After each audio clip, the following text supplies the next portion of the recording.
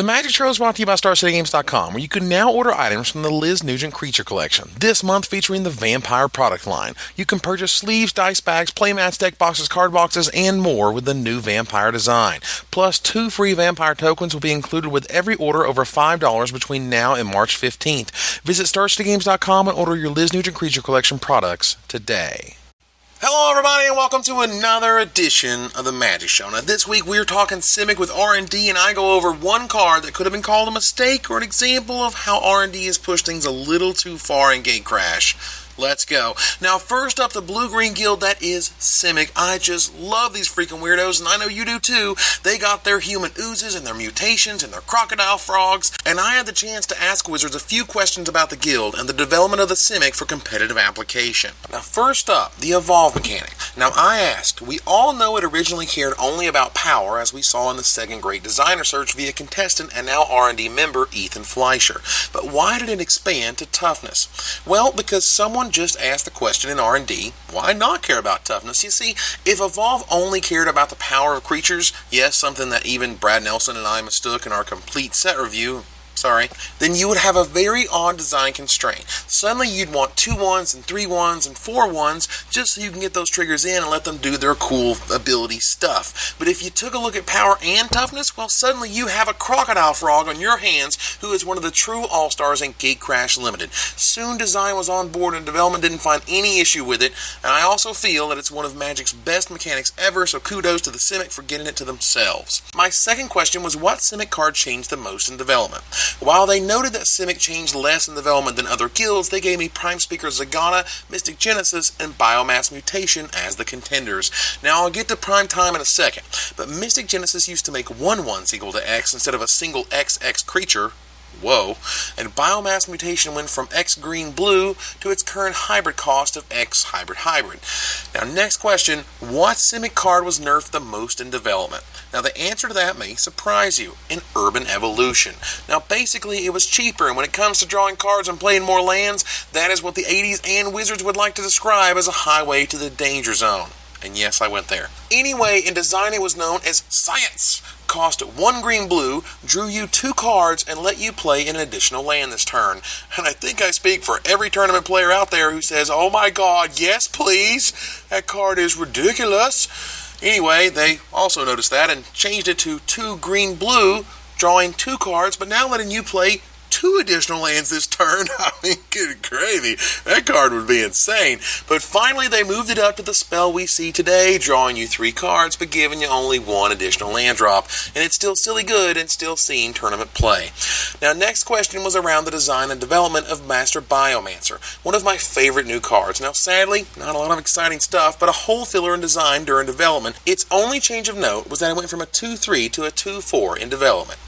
Now, lastly, I asked about Prime Speaker Zegana, and I got all kinds of goodies. Now, first, it began life as a 7 mana, 5 green blue, 5/5. It put a 1/1 token into play for each creature you had in play, and then drew you a card for each card in your hand. As they explain it, it basically, quote, essentially doubled the number of creatures you had and cards in your hand. Woohoo!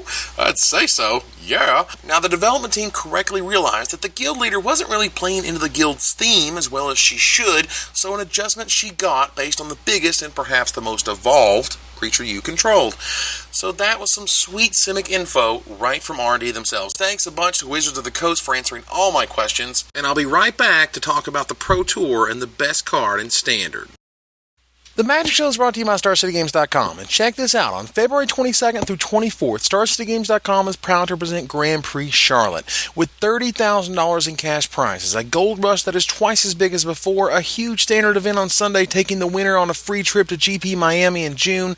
This is the can't-miss Magic event of the year. Find out all the info and more at gpcharlotte.com. All right, so now, this past weekend was a Pro Tour. And I don't have a ton of time other than to say, hell yeah, Team StarCityGames.com is on Tom Martell won the freaking Pro Tour. But it also highlighted what may have been a bit of a pushed card. Now, the mistake I want to talk about today, if you can call it one, is Boros Reckoner. Now, when I say mistake, let's not go off the deep end here. Basically, they they kind of push too hard. Now, it's easy to see why, because Spite Mayor, Spitmare did diddly freaking squat in its time in Standard, easily outshined by cards like, Figure of Destiny, Elspeth. But seriously, it was just a card that was 1 mana out of the eye of Standard, period. So they reprinted Spitmare and even juiced it with an anti-Thragtuskian ability, just to make sure that it, really caught your eye. It caught the eye of all those Boros players, and my god, it worked. Because when that 1 mana was removed, even when it was replaced with a hybrid mana in such a dual land-rich environment, let's just say all hell is broken loose. We're talking 16 copies in the top 8 of the Pro Tour, 15 copies in the top 8 of Edison, 12 copies in the top 8 of Cincinnati. The card, it's here to stay, and while we weren't expecting it, this card snuck up basically on everyone. I haven't seen a blindside like this in some time. Seriously, I got my foil the day it went up for pre-order for $6. That's quite the value, I think we would all agree.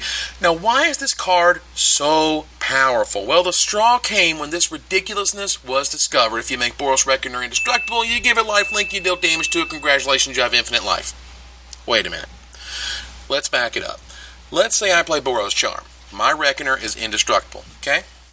I play Moment of Heroism, a card that, so help me, was played in the starting 60 of a deck that just made the finals of a Pro Tour, and it gives him lifelink, as well as the bonus. Now let's Searing Spear that same Boros Reckoner, shall we?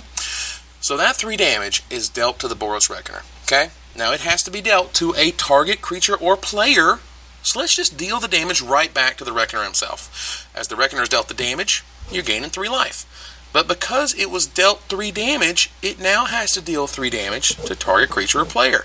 You might as well target the Reckoner himself. Repeat. So as you can see, infinite life, and when you're done gaining, quote, some number that must be put down on a score pad, not actual infinite symbol, you get to deal the final 3 damage to another creature or your opponent's face. Now that's some rub-ins. Not to mention that this creature, by himself, basically negates entire Thragtusk and Geralf's Messenger plans, yet it does not stop those 2 from doing extremely well in tournament play. Do you really think Boros Reckoner is a mistake? That it might get banned? Don't be silly. It's a mistake in that they push too hard. Yeah, they try to make something really good, and suddenly it's oops, Blasphemous Act is in the format, take 13, and oops, Harvest Pyre is now seeing top 8 of the Pro Tour play, just so it can work in conjunction with Thought Scour to bolt your Reckoner with as much damage as possible. The fact is, this ability is really powerful, and we're now just finding out how powerful. Suddenly Pacifism is really strong and looking like a main deckable card from this point forward in Standard. It used to be you had to play him for Thragtusk, the most powerful creature, hell, the most powerful card in Standard. But that has changed. There's a new sheriff in town. His name is Boros Reckoner, and he's going to kick your ass if you don't have a plan with how to deal with him. And if Pacifism works, who cares? Your $30 rare versus my quarter common. That's magic, baby. So that's all I've got for this week's Magic Show. I want to thank WotC one more time and thank you guys for watching. If you like it, rate it, subscribe. Until next time, Magic players, this is Evan Irwin, tapping the cards so you don't have to.